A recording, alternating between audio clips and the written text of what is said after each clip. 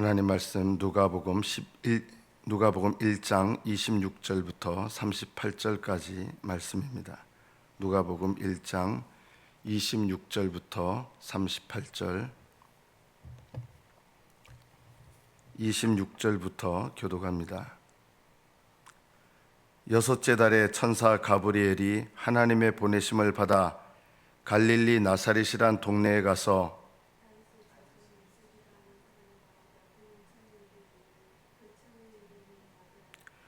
그에게 들어가 이르되 은혜를 받은 자여 평안할지어다 주께서 너와 함께 하시도다 하니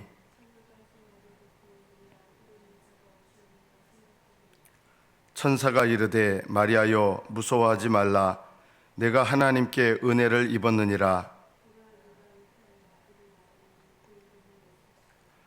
그가 큰 자가 되고 지극히 높으신 이의 아들이라 일컬어질 것이요 주 하나님께서 그 조상 다윗의 왕위를 그에게 주시리니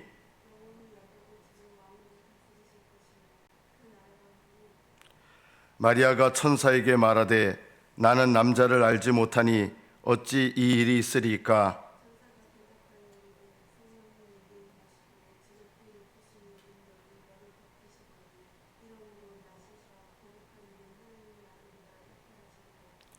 보라 내 친족 엘리사벳도 늙어서 아들을 배었느니라. 본래 임신하지 못한다고 알려진 이가 이미 6달이 되었나니 마리아가 이르되 주의 여종이오니 말씀대로 내게 이루어지이다 하매 천사가 떠나가니라. 여기까지 받들어 읽겠습니다.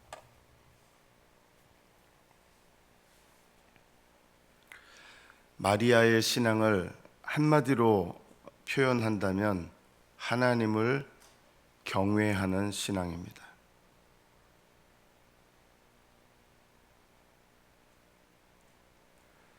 하나님을 경외하는 신앙은 어디에서 오는가? 거룩하신 하나님을 아는 데서 옵니다.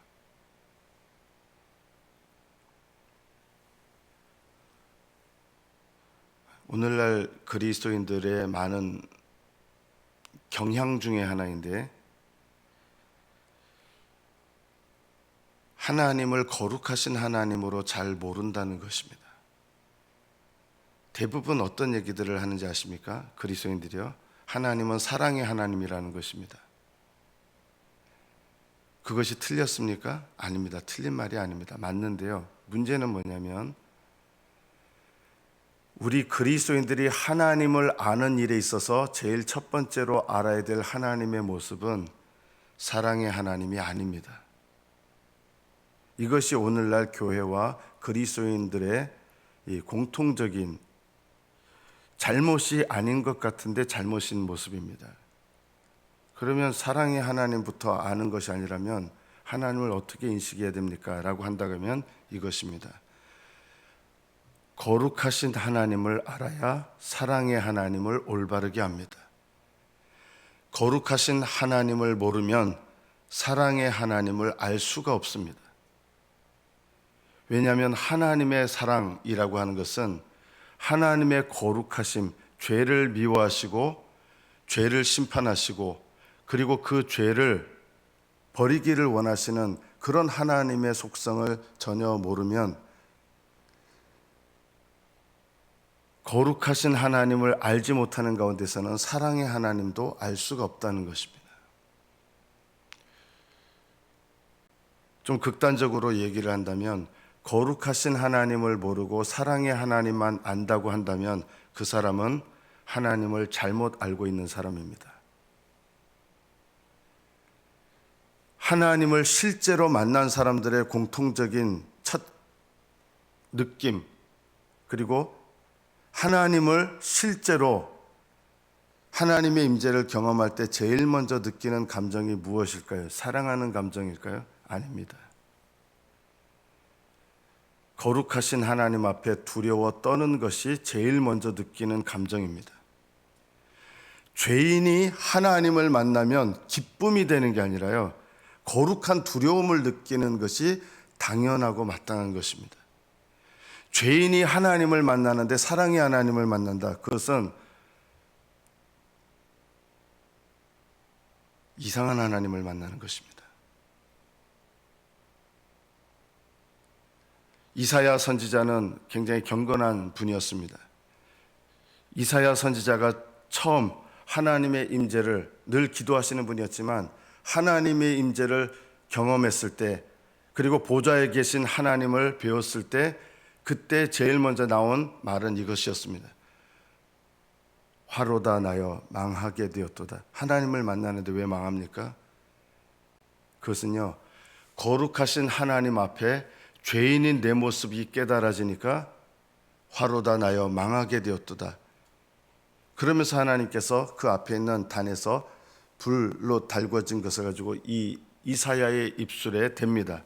너의 입술의 죄를 사하시고 하나님의 용서가 나타나는 거예요. 거룩하신 하나님을 알아야 용서하시는 하나님을 만나게 되고, 비로소 용서하시는 하나님을 통해서 죄인이 하나님을 사랑하게 되는 것입니다. 이 마리아의 신앙, 예수님을 잉태하고 그 다음에 예수님을 낳는 모든 과정에서 보면 마리아의 신앙을 한마디로 표현하면 하나님을 경외하는 믿음입니다. 거룩하신 하나님을 알면 하나님을 두려워할 줄 알게 됩니다. 하나님을 두려워할 줄 아는 사람들은 하나님께서 나에게 무엇을 명령하시든 하나님께 따지는 법이 없습니다. 마리아가 이해가 안 된 것은 조심스럽게 묻습니다. 하나님, 저는 남자를 알지 못하는데 어떻게 제가 임신을 합니까? 따진 게 아니에요. 이거는 이해가 안 돼서 물어본 거예요. 그러자 천사가 얘기를 합니다. 성령이 내게 임하시고 지극히 높으신 이의 능력이 너를 덮으시리니, 이게 인간의 머리로 이해가 되는 건 아니에요. 그러나 마리아는 이 말씀을 그대로 믿습니다. 하나님의 모든 말씀은 능하지 못하심이 없다. 여기 말씀이라고 하는 건 기록된 말씀을 말하는 게 아니라요, 말해진 말씀이에요. 천사를 통해서 하나님께서 마리아에게 말씀을 전하잖아요. 이게 말해진 말씀, 레마예요. 레마라는 말은 말로 전해진 말씀, 나에게 전해진 말씀이라는 거예요. 이 말씀은 기록된 말씀이에요. 이 기록된 말씀을 통해서 성령 하나님께서 나에게 말씀하시면 그거는 레마가 되는 거예요. 기록된 말씀은 로고스라 그래요. 이 기록된 말씀을 통해서 성령께서 내게 인격적으로 개인적으로 말씀하실 때 그 말씀을 레마라고 합니다. 여기 하나님의 모든 말씀은 능하지 못하심이 없다. 이 천사가 전한 이 말씀은 로고스가 아니라 레마입니다. 마리아에게 하나님께서 지극히 높으신 이의 능력이 너를 덮으시고 그래서 네가 잉태되게 될 것이다. 그리고 네가 하나님의 아들을 임신하게 될 것이다. 여러분, 이게 얼마나 놀라운 얘기입니까? 이게 왜 받아들이기 어려운 놀라운 이야기인지 아십니까? 여러분에게 만약에 하나님의 네가 잉태해서 나실 바 거룩한 자인데 그 거룩한 자는 하나님의 아들이라 일컬으리라. 하나님의 아들이라 일컬음 받는다는 건 뭐냐면요, 그분이 누구라는 거예요? 성경에서 말씀하시는 예수님을 가리켜 하나님의 아들이란 말은 하나님이란 뜻입니다. 여러분 생각을 해보십시오. 네가 하나님을 낳을 것이다. 이 말씀이에요. 남자를 모르는 네가 아들을 임신하게 될 것이다. 이것도 놀라운 말씀인데, 네가 아들을 낳게 되는데 그 아들이 하나님일 것이다. 이 말씀이에요. 이거 둘 다 이해할 수 없고 받아들일 수 없는 엄청난 말씀이에요. 남자를 모르는 여자가 아기를 임신한다. 여러분, 이게 가능합니까?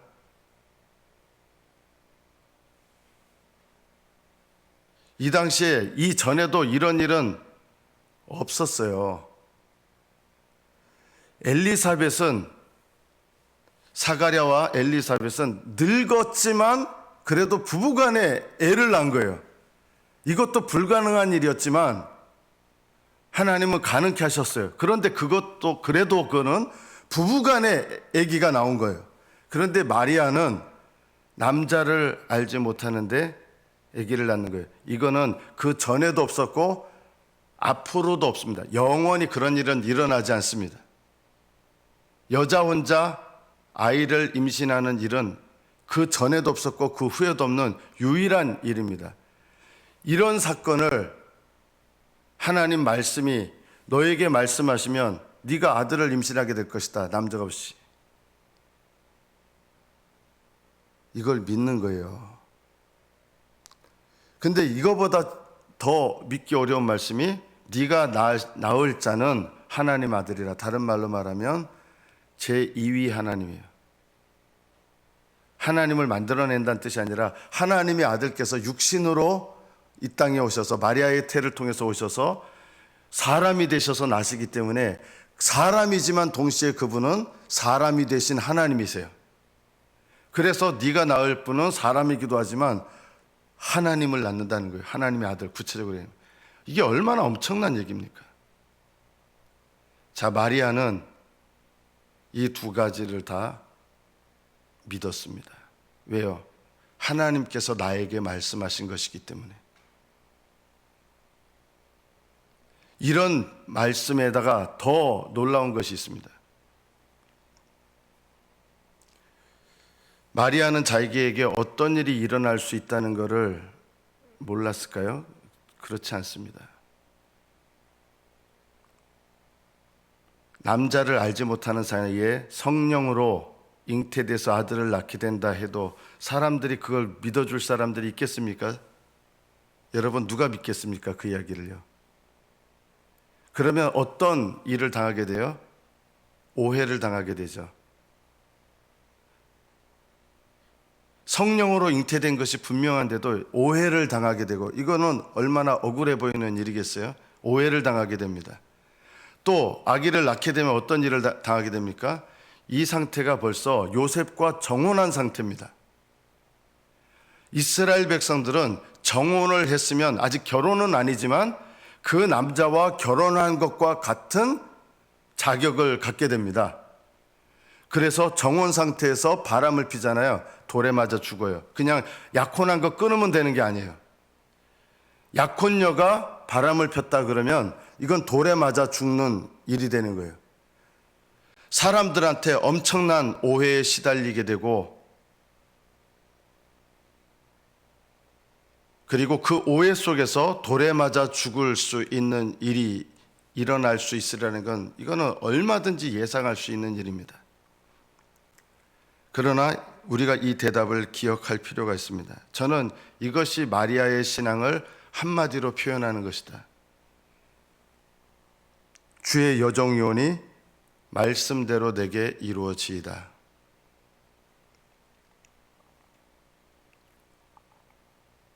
주의 여종이라는 말은 하나님께서 내게 명하신 일 때문에 내가 겪는 일들, 그거는 저는 마땅히 겪겠습니다. 왜냐하면 저는 당신의 여종이기 때문입니다. 하나님께서 내게 명하시고 말씀하신 것에 대해서 하나님 명령 때문에, 하나님 뜻 때문에 내가 고난을 당한다 해도 저는 그것을 마땅히 겪겠습니다. 왜냐하면 저는 당신의 주님의 여종이기 때문입니다. 이 신앙이 어디서 나오는 건지 아십니까? 하나님을 경외하는 믿음에서 나오는 겁니다. 그리고 하나님을 경외하는 신앙은 거룩하신 하나님을 아는 데서 나옵니다. 그래서 마리아는 하나님께 나중에 마리아의 기도가 오래 나오거든요. 마리아의 기도의 내용을 들어보면 하나님 앞에 무가치하고 죄인인 자신을 거룩하신 하나님께서 나를 구원하셨다.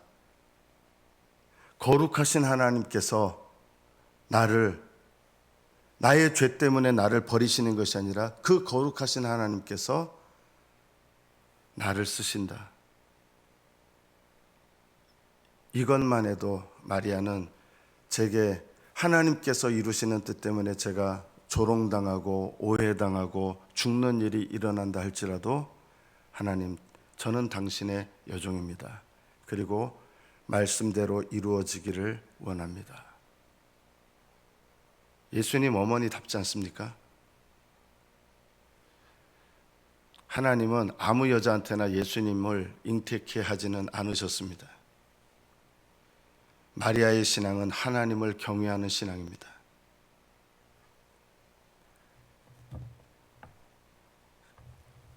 신앙이 어릴 때는 사랑의 하나님밖에 모릅니다.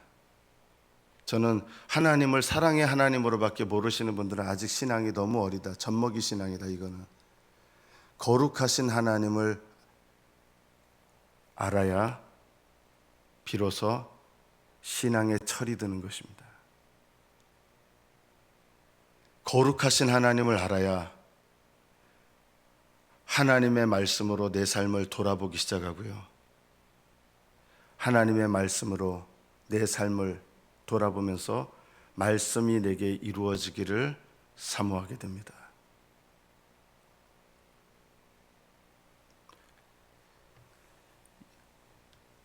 천사도 이상한 얘기를 합니다. 이제 처음 본문으로 들어가 보면 은혜를 받은 자여 평안할지어다. 주께서 너와 함께 하시도다. 은혜, 어떤 은혜 받은 거예요? 처녀가 임신하는 은혜 받았고요. 그 임신하는 것 때문에 죽을 위험을 당하는 것이 은혜예요. 예수님을 잉태하는 게 은혜예요. 여러분, 예수님을 진정으로 잉태하게 되면 위험을 겪게 됩니다. 이것을 기억하십시오. 진정으로 예수님이 내 안에 예수님을 영접한다는 말은 다른 말로 말하면 내 안에 예수님이 잉태되는 거하고 비슷해요. 우리가 뭐 마리아처럼 잉태한 건 아니지만 내 안에 하나님의 씨, 내 안에 예수님이 거하신다는 것은 어떤 각오를 시작하셔야 되냐면요, 세상 사람들에게 조롱받을 각오를 하셔야 되는 거예요. 마리아처럼 아닐 수는 있어도 내 안에 예수님을 잉태하면 세상 사람들한테 조롱을 받게 됩니다. 왜 조롱을 받을까요? 믿음으로 산다고 하는 것은 세상 사람들에게 조롱거리가 됩니다. 왜냐하면 있지도 않은 하나님을 경외한다 그러죠. 있지도 않은 하나님 믿으면서 예를 들면 교회 가서 시간 낭비한다고 생각하죠. 있지도 않은 하나님한테 예를 들면 불신자들 입장에서 돈 바친다고 생각하죠. 있지도 않은 하나님을 위해서 시간을 들여 봉사한다고 생각하죠. 그래서 불신자들의 눈으로 보면 예수님을 믿는다는 것, 하나님을 경외하고 하나님을 섬긴다고 하는 것은 어리석은 일처럼 여겨집니다. 그런데 이상한 일이 있어요. 하나님 아닌 다른 신을 섬기는 것은 사람들이 조롱하지 않아요. 가짜 신을 섬기는 사람들은 조롱하지 않습니다. 그러나 진짜 신을, 진짜 하나님을, 진짜 예수님을 섬기는 사람은 조롱합니다. 우리가 이것을 기억해야 됩니다. 내가 예수님을 잉태하면 은혜를 받은 자여 평안할지어다. 하나님과 평안한 상태가 되는 거예요. 그리고 천사를 봤을 때도 왜 평안할지어다 그랬을까요? 천사를 봤는데도 두려웠던 거예요. 마리아가 봤을 때, 여러분, 천사를 본 사람들도 첫 반응이 뭔지 아십니까? 두려움이었습니다.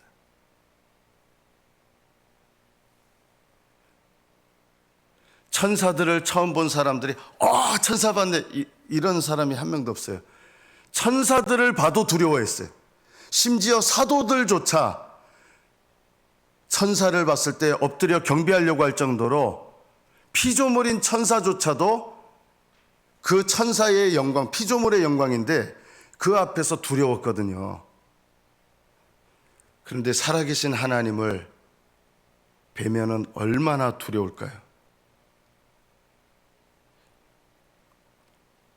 우리의 신앙의 올바른 시작은 사랑의 하나님부터 아는 것이 아닙니다. 거룩하신 하나님을 아는 데서부터 비로소 하나님의 용서와 은혜와 구원을 알게 되고, 그리고 나서 비로소 참 사랑의 하나님을 알게 됩니다.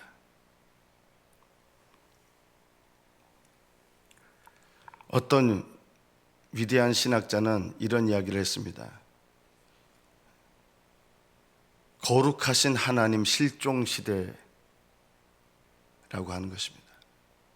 신자들이 거룩하신 하나님을 모릅니다. 어느 정도로 모르냐? 정말 모릅니다. 하나님을 찬양하고 예배드리는 사람들은 많지만 거룩하신 하나님을 아는 사람은 정말 적습니다. 하나님을 경외하는 신앙은 어디에서 오느냐? 거룩하신 하나님을 아는 데서 옵니다. 거룩하신 하나님을 알아야 사랑의 하나님을 압니다. 마리아는 거룩하신 하나님을 아는 참 신앙이었습니다. 이런 신앙인에게 하나님께서는 예수님을 잉태케 하는 은혜를 주신 것처럼 저는 이 말씀을 마지막으로 드리겠습니다. 거룩하신 하나님을 아는 주의 백성들에게 하나님은 하나님의 영생의 씨를 심으십니다.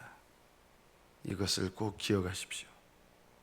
그리고 하나님의 영생의 씨가 심겨져 있는 사람은 매일매일의 삶 속에서 하게 되는 일이 있습니다. 그것이 바로 하늘나라 가는 그날까지 온전한 영생으로 들어갈 때까지 거룩하신 하나님을 알며 회개하며 그 회개 가운데서 하나님을 경외하고 하나님을 경외하는 가운데서 하나님을 사랑하는 것입니다. 오늘날 많은 성도들은 하나님을 사랑한다고 쉽게 고백하지만 그 하나님을 사랑한다는 고백이 하나님을 경외하는 믿음에서 나오는 것이 아니라 너무나 가볍게 하나님을 경외하는 믿음을 알지 못하는 가운데서 그저 하나님께서 나를 위해서 이런 일을 해주시고 이런 생각밖에 없으니까 하나님을 사랑한다고 생각합니다. 그러나 정말 하나님을 사랑하게 되면 하나님께 마리아처럼 내 삶의 모든 것을 다 잃어버린다 할지라도 내가 경외하고 사랑하는 주님을 위하여 기꺼이 내 삶을 헌신하게 됩니다. 이 마리아의 신앙을 배우시고 이 마리아의 신앙을 함께 같은 믿음으로 소유하시기를 예수님의 이름으로 축복합니다. 기도하겠습니다.